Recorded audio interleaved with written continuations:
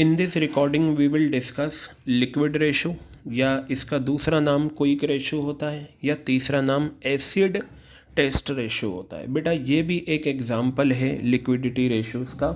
Liquid ratio से भी हम पता लगाएंगे कि कंपनी की शॉर्ट टर्म सॉल्वेंसी अच्छी है या नहीं। तो वही बात, वही तरीके हमें फॉलो करने हैं। सबसे पहले तो रिलेशनशिप वाला पॉइंट आता है। अगर आपको एमसीक्यूज़ में आए तो बेटा जो फॉर्मूला होता है ना, वही रिलेशनशिप बताता है। तो यहाँ बताया लिक्विड रेशो इस्टेब्लिश करता है रिलेशनशिप किसके बीच में, लिक्विड असेट्स और करंट लाइबिलिटीज़ के बीच में। लिक्विड रेशो जो है वो इस्टेब्लिश करता है रिलेशनशिप लिक्विड असेट्स और करंट लाइबिलिटीज़ के बीच में। आइडियल लिक्विड रेशो है 1:1। अब ये मकसद आ गया, जो मकसद करंट रेशो का था वही इसका है, शॉर्ट टर्म फाइनेंशियल ऑब्लिगेशंस पे करना। ऑब्जेक्टिव क्या है, ये पता लगाना एक कंपनी की एंटरप्राइज की ability to meets its short term financial obligation. Short term financial obligations को पता लगाना है लिक्विड रेशो। अब इधर देखिए, अब ये जो दो पॉइंट हैं, ये दोनों पॉइंट आप देखिए, ख़ास तौर से ये रहे, ये बता रहे हैं कि अगर लिक्विड रेशो बढ़ जाए तो क्या होगा, कम हो जाए तो क्या होगा। अगर लिक्विड रेशो 1:1 से ज़्यादा है तो हम कहेंगे भाई लिक्विड रेशो का बढ़ना, 1:1 के बराबर है तो बराबर ही है, और कम हो जाए तो कम होना। बेसिकली होता क्या है, लिक्विड रेशो का फॉर्मूला होता है liquid assets upon current liabilities. आपको पता है लिक्विड रेशो में भी डिनोमिनेटर में हमें 1 रखना है। अगर आपका ये 1:1 आ गया, अगर अब देखिए लिक्विड रेशो कब बढ़ेगी, अगर लिक्विड असेट्स बढ़ जाए, 2 हो गया तो ये बढ़ गई, 3 हो जाए तो बढ़ गई, ये 4 हो जाए। तो अगर लिक्विड असेट्स बढ़ती हैं तो लिक्विड रेशो बढ़ेगी, और लिक्विड असेट्स कम हो जाए तो लिक्विड रेशो कम हो जाएगी। तो ये तीनों पॉइंट ये वाले, ये आपके क्या हैं, ये पॉइंट हैं जो आपको ये बताते हैं कि लिक्विड रेशो के बढ़ने घटने से क्या होगा।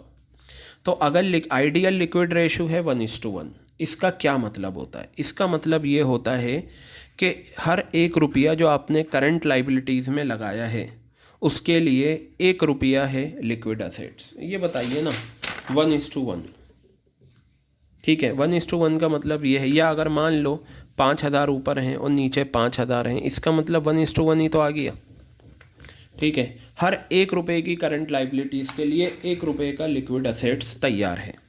अब बताया अगर लिक्विड रेशो 1:1 या उससे ज़्यादा है तो वही लॉजिक है जो करंट रेशो में था, बिल्कुल वही लिखा जाएगा बेटा। करंट रेशो में भी यही था, 2:1 है या उससे ज़्यादा है तो कंपनी आराम से अपनी शॉर्ट टर्म फाइनेंशियल ऑब्लिगेशंस पे करेगी। तो यहाँ भी वही बात बताई कि अगर एक कंपनी के लिक्विड रेशो 1:1 है या उससे ज़्यादा है तो इसका मतलब ये है कंपनी आराम से अपनी शॉर्ट टर्म फाइनेंशियल ऑब्लिगेशंस को पे कर देगी। यानी कि इसकी जो क्रेडिटर्स हैं, बिल्स पेबल हैं, आउटस्टैंडिंग खर्चे हैं, कंपनी को इन्हें पे करने में ज़रा सी भी परेशानी नहीं आएगी। कब, जब लिक्विड रेशो 1:1 या इससे ज़्यादा है। लेकिन अगर लिक्विड रेशो 1:1 से कम है, कम होने का मतलब लिक्विड असेट्स कम है, करंट लाइबिलिटीज़ ज़्यादा है, तो कंपनी को प्रॉब्लम होगी अपनी फाइनेंशियल ऑब्लिगेशंस को पे करने में। तो लिक्विड रेशो बहुत इंपॉर्टेंट है बैंक और फाइनेंशियल इंस्टीट्यूशंस के लिए। तो बेटा लिक्विड रेशो के जो मेजरमेंट के लॉजिक हैं और जो करंट रेशो के मेजरमेंट के लॉजिक हैं वो ऑलमोस्ट सेम है। अब सवाल आता है दोनों रेशोज़ में डिफरेंस कहाँ पर है। दोनों रेशोज़ क्या के, दोनों का मकसद एक ही है, दोनों लिक्विडिटी रेशोज़ के एग्जांपल। दोनों रेशोज़ ये बताती हैं कि भाई कंपनी की शॉर्ट टर्म फाइनेंशियल ऑब्लिगेशंस पे हो पाएंगी या नहीं। दोनों रेशोज़ बढ़े तो कंपनी आराम से अपनी करंट लाइबिलिटीज़ पे कर पाएगी। दोनों रेशोज़ कम हो तो कंपनी को प्रॉब्लम फेस होगी करंट लाइबिलिटीज़ पे करने में। अब ये कुछ पॉइंट हैं करंट रेशो और लिक्विड रेशो के बीच में, ठीक है। हम ज़रा इन पॉइंट को देख लेते हैं। ये पॉइंट क्या हैं, सिर्फ नॉलेज के लिए हैं ये पॉइंट आपके। अच्छा, लिक्विड असेट्स और करंट असेट्स में डिफरेंस होता है किसका, प्रीपेड एक्सपेंस और इन्वेंट्री का। और इन्वेंट्री हम लेते हैं क्लोजिंग। बताया inventory is not included in liquid assets. देखिए दोनों की डेफिनेशन समझिए आप। दोनों की डेफिनेशन क्या है? करंट असेट्स की डेफिनेशन है वो सारी असेट्स जो एक साल के अंदर कैश में कन्वर्ट हो जाएंगी, वो सारी असेट जो एक साल के अंदर कैश में कन्वर्ट हो जाएंगी उनको हम करंट असेट्स बोलते हैं। लिक्विड असेट्स का भी डेफिनेशन यही है कि वो सारी असेट्स जो एक साल के अंदर, मतलब एक साल में भी बहुत शॉर्ट पीरियड में, और वो शॉर्ट पीरियड बेसिकली लिया जाता है 3 मंथ्स का।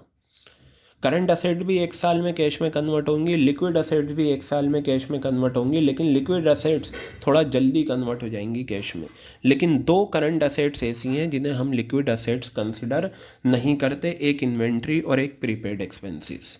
बहुत इंपॉर्टेंट क्वेश्चन बनते हैं वाइवा में भी और आपके एमसीक्यूज़ में भी आ सकता है कि why inventory, why prepaid expenses are not included in liquid assets. तो बताया इन्वेंट्री को इंक्लूड नहीं किया जाता लिक्विड असेट्स में क्योंकि ये टाइम ले सकता है कैश में कन्वर्ट होने में। जैसे फॉर एग्जांपल मैं आपको बताऊं, एक पर्सन है, वो किताबें बेचता है, बुक सेलर है, नई सड़क पे दुकानें हैं, तो जितनी भी किताबें हैं इंजीनियरिंग, मेडिकल, अकाउंटिंग, अलग अलग प्रोफेशन की सारी किताबें उसके पास हैं।